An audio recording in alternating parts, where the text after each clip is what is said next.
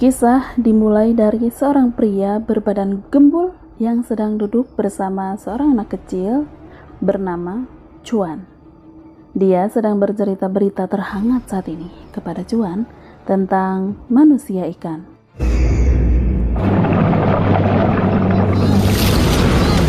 Di mana di suatu hari di pelabuhan China, sebuah perahu besar yang terombang-ambing di lautan lepas disertai hujan badai dan petir tidak menyurutkan semangat para nelayan yang sedang disibukkan untuk mengangkat jala tangkapan mereka yang penuh dengan ikan-ikan. Tapi mereka seketika dikejutkan dengan sosok aneh di antara ikan-ikan yang tertumpuk itu. Sesosok misterius yang memakan korban, menewaskan salah satu temannya, dan konon katanya ternyata itu adalah manusia ikan, Murloc.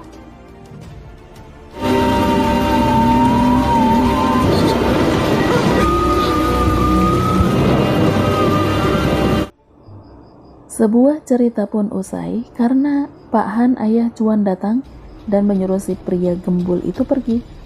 Sementara Chuan yang ternyata dia itu menderita penyakit sensitivitas gangguan penyampaian, yang artinya dia tidak bisa berbicara, hanya bisa memperhatikan dua pria dewasa itu sambil asik menggambar sebuah gambar kebersamaan dirinya dengan sang ayah. Tidak lama kemudian, sebuah mobil truk perusahaan pengantar barang datang yang dibawa oleh pria bernama Chun, si penjudi ulung yang banyak hutang. Pak Han yang mengetahui kedatangannya pun dengan geram bergegas menghampirinya dan dengan kasar menagih uang yang pernah dipinjam. Pak Han juga sengaja menelpon adik perempuannya Chun yang bernama Guonan dan mengancamnya untuk menyiapkan uang dan melunasi seluruh hutang-hutang. Sementara Chuan yang sedang asik menggambar, seketika perhatiannya teralihkan pada seekor anjing yang terus menggonggong mengitari dan berusaha naik ke mobil truk itu, seolah-olah dia mengetahui kalau ada sesuatu di dalamnya. Chuan pun tertarik dan menghampirinya. Lalu dia mengintip dari celah-celah mobil, dan betapa sangat terkejutnya dia saat melihat sosok bayangan besar di dalam truk yang berisi air seperti akuarium itu. Kini Pak Han membawa mobil Pak Chun dengan mengikat kedua tangannya sambil terus memperdebatkan hutangnya. Sedangkan Chuan yang duduk di belakang mendengar sesuatu di belakang truk. Dia membalikkan badan dan mengintipnya lagi. Lagi, dia melihat sosok besar itu lagi. Tapi, dia sebisa mungkin berusaha tenang. Tidak lama kemudian telepon Pak Chun berdering, dan itu adalah telepon dari bos perusahaannya. Tapi dengan entengnya, Pak Han mematikan telepon itu dan tidak peduli masalah apa yang akan dihadapi Chun dengan perusahaan tempatnya bekerja itu. Sementara di mobil lain yang sedang melaju dan berpapasan dengan mobil truk milik Chun, dua pria itu mencium bau laut dan mengenali bahwa mobil yang barusan itu adalah Chun yang sedang membawa barang yang mereka pesan dan incar. Mereka pun memutar arah dan mengikuti mobil truknya Chun. Tapi tidak berselang lama kemudian, mobil truk yang dikendarai Pak Han tiba-tiba mengalami kecelakaan dan membuat mobil itu terbalik. Pak Han, Chun, dan Chuan terluka parah dan membuat mereka semua jatuh pingsan. Sementara mereka sibuk menangkap makhluk yang ternyata manusia ikan itu yang berada di dalam akuarium bak truk tadi.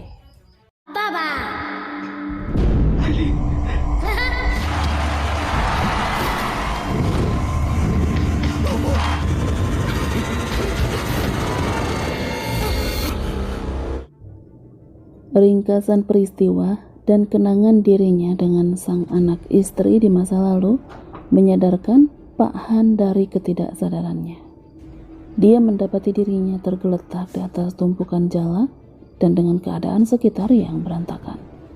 Dia menyadari rupanya sekarang dia berada di sebuah ruangan yang terkunci. Tapi mengingat anaknya, Juan, yang tidak terlihat keberadaannya, Pahan panik dan berusaha membuka paksa pintu yang terkunci itu. Dia melihat keadaan hancur berantakan, ikan-ikan berserakan, juga banyaknya darah berceceran di mana-mana. Namun, semua itu tidak menyurutkan niatnya untuk terus mencari Juan.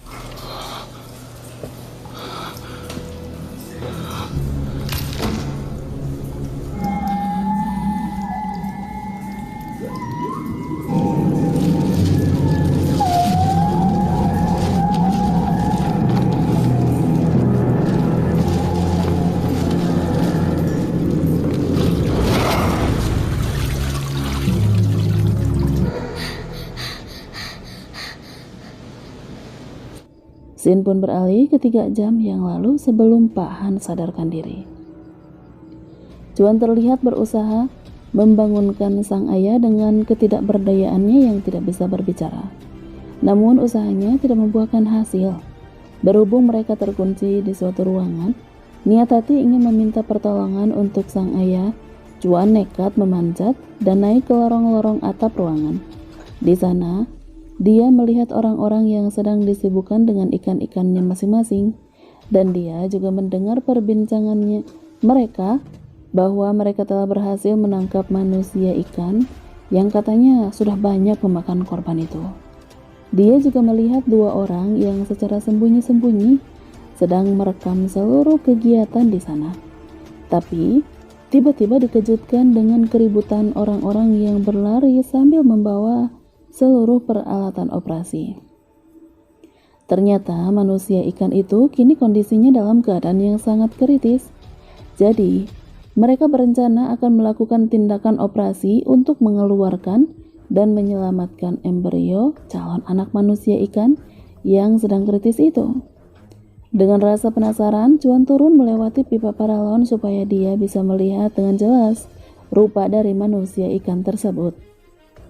Dia melihat manusia ikan itu terikat ekornya dan digerek diangkat dari dalam air. Lalu mereka membawanya ke suatu ruangan untuk dioperasi. Setelah makhluk itu terbius dan terikat, mereka lalu membelah perutnya dan mengambil anaknya yang seperti berupa kuda laut itu. Tapi kejadian tidak terduga pun terjadi, di mana di titik jahitan operasi terakhir selesai, tiba-tiba seluruh lampu ruangan mati dan mengejutkan semuanya. Terlebih lagi, saat lampu menyala dan monster air itu sudah hilang dari meja operasi. Tapi beberapa saat kemudian, monster itu muncul dan menyerang dan membabi buta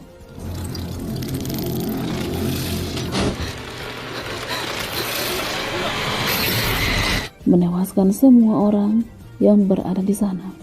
Juan yang ketakutan pun berlari dan menjatuhkan ponselnya, di mana scene pun beralih ke kejadian saat ini. Pahan meraih ponsel itu dan, "Juan, di mana kamu, Nak?" Di tengah pencarian Juan, Pahan mendengar berita tentang keganasan Murloc di TV. Dia juga melihat-lihat buku yang berserakan tentang manusia ikan itu di sana. Tapi tiba-tiba terdengar suara orang-orang yang datang mendekat. Pak Han bergegas mencari persembunyian dan menemukan Jun berada di persembunyian yang sama di dalam lemari kaca. Sementara yang datang ternyata dia adalah Pak Kepala Kim, dalang dari semua rencana penangkapan manusia ikan. Mengetahui manusia ikannya lepas, ditambah melihat semua anak buahnya mati mengenaskan, dia begitu marah. Lalu dia menyalahkan seseorang yang menjadi tangan kanannya. Karena gelap mata, dia menembaknya tepat di daun telinganya. Tapi sesaat kemudian, memberikan perhatian dengan memberikan sapu tangannya untuk menghentikan pendarahannya.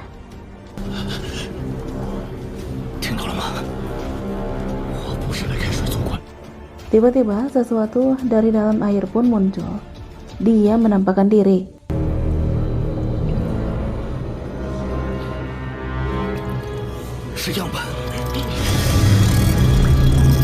Menyerang dan membunuh. Lalu semuanya berhambur melarikan diri. Sementara Pahan dan Chun yang terjebak di dalam lemari kaca sedang berusaha membukanya. Keadaan semakin tegang di saat Murloc itu menghampiri dan berusaha memecahkan kaca lemari tersebut. Dan di saat hampir saja kaca itu pecah, tiba-tiba datang Nanji, adik Chun. Dia berusaha melawan Murloc itu dengan menyemprotkan gas kepadanya.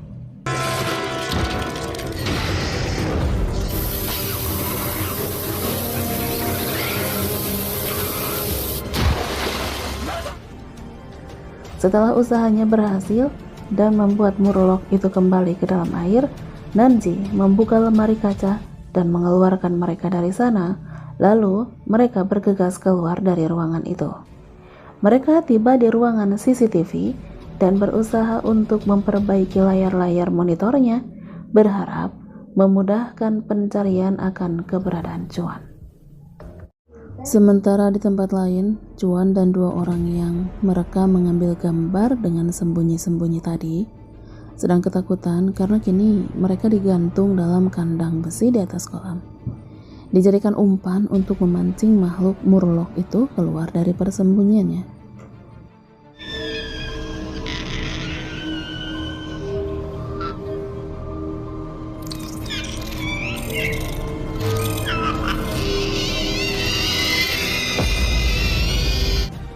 Suara Murloc yang memakikan telinga seketika mengejutkan semua orang di sana. Dia sedang meratapi kesedihan dan kemarahan kematian anaknya yang terbujur kaku dalam gendongannya. Pahan yang melihat lokasi dan keadaan anaknya yang kini berada dalam bahaya, segera dia bergegas berlari untuk menyelamatkannya.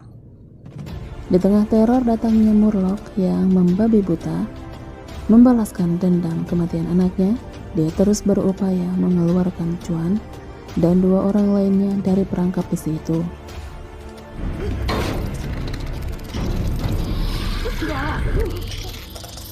Setelah beberapa kali mendapatkan penyerangan dari Murloc, akhirnya Pahan bisa mengeluarkan mereka dan berusaha keluar dari tempat itu.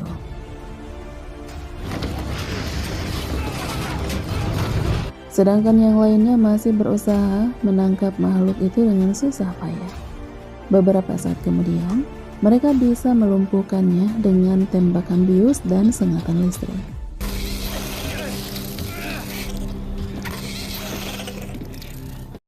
Mereka kini tiba di sebuah ruangan, di mana di sana ada Kepala Kim dan seorang wanita yang merupakan istrinya sedang terbaring koma tidak berdaya. Di scene ini, Kim menceritakan kronologi kejadian sakitnya sang istri kepada mereka. Di sini baru diketahui bahwa ternyata Kepala Kim sengaja mendirikan laboratorium ini untuk membuat obat buat istrinya yang terkena racun air akibat gigitan Murloc saat berenang di pantai laut saat lalu. Dan dia mempercayai sebuah penelitian bahwa katanya hormon yang berada dalam tubuh Murloc, yaitu bayi yang ada dalam perut Murloc itu, bisa dijadikan obat untuk penawar racun tersebut. Itu sebabnya tanpa rasa keikanan dia tega nyokel anak Murloc dari perut ibunya itu dengan banyaknya nyawa melayang sebagai taruhannya. Pahan yang geram akibat tindakan nekat Kim bergeming. Dia kembali mengingat tragedi kejadian naas yang menewaskan istrinya dulu. Dia mengerti kesedihan Kim saat seseorang yang begitu dicintai pergi perlahan-lahan tanpa dia bisa berbuat apa-apa. Tapi apa harus dengan cara nekat seperti ini?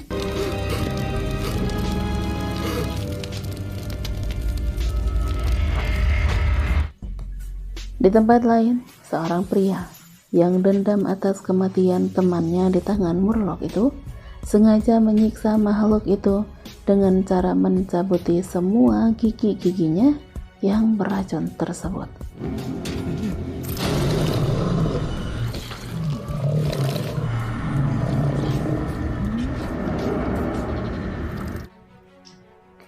Kemudian dia dengan alunan musik asik meneliti gigi-gigi tersebut tanpa mendengar kejadian naas di belakangnya. Dimana setelah musik itu berhenti, dia baru menyadari kehadiran Murloc lainnya yang merupakan mungkin itu adalah suaminya Murloc yang telah dia siksa, yang mana kini dia akan menuntut pembalasan dendam atas kematian anak dan juga istrinya. Pahan yang melihat makhluk itu membunuh dengan cara membabi buta tersadar pada kejadian waktu kecelakaan mobil, di mana ternyata bayangan yang membuatnya kecelakaan waktu itu adalah bayangan. Mereka segera berlari menyelamatkan diri bersama Cuan dan yang lainnya. Tetapi sementara Kim dan bawahannya tetap di tempat, pasrah dengan maut yang akan menjemput mereka.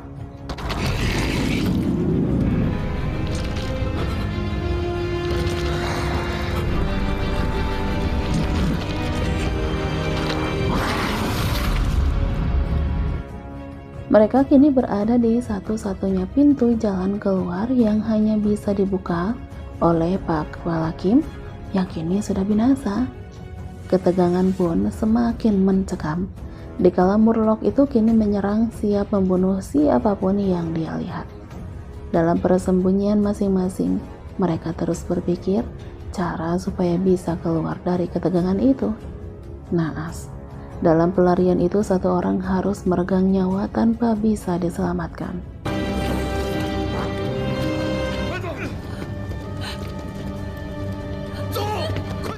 Pahan dan Nancy yang menemukan jalan keluar lainnya berusaha membuka pintu yang susahnya minta ampun itu. Sementara sang kakak Chun berusaha menahan pintu yang dibuka paksa makhluk Murloc tersebut. Tapi melihat keadaan Han dan adiknya yang masih belum berhasil untuk membuka pintu keluar, lalu sementara pintu yang didobrak paksa Murloc itu sudah hampir jebol, dia berpikir demi keselamatan semua, terutama sang adik Nancy, dia mengorbankan nyawanya dengan menyalakan bom peledak yang kebetulan dia temukan di dekatnya.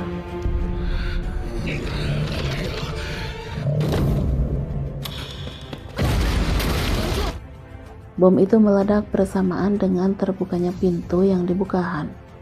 Kejadian itu sontak membuat Nancy shock dan histeris. Han yang menyadari makhluk itu bangkit kembali, segera membawa paksa Nancy dan yang lain keluar dari tempat itu.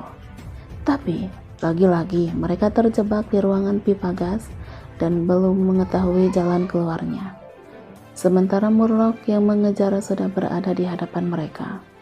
Han tidak mempunyai pilihan lain selain melawan makhluk itu. Dia membuka baju dan membuatnya menjadi sarung di tangannya sambil berkata, "Cuan, setelah ibumu meninggal, ayah berjanji tidak akan naik ke arena tinju lagi. Tapi hari ini, ayah akan kembali bertinju untuk terakhir kalinya untukmu." Han dibantu Nancy sekuat tenaga melawan makhluk Murloc itu. Mereka terluka parah dengan keringat dan darah yang bercucuran. Tetapi meski kekuatan makhluk itu sangatlah kuat dan membuat Han terluka parah terkena goresan yang beracun dari makhluk itu, ditambah terpental membentur pipa gas yang mengakibatkan gas itu bocor, Han akhirnya bisa mengikat Murloc itu dengan rantai besi.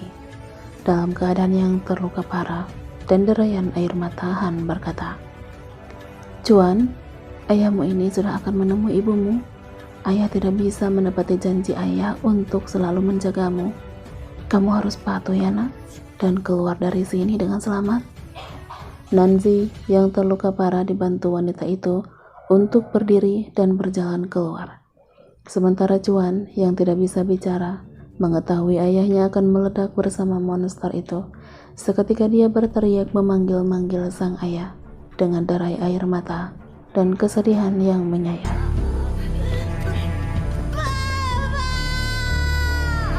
Akhir cerita, bangunan itu pun meledak setelah mereka berhasil keluar.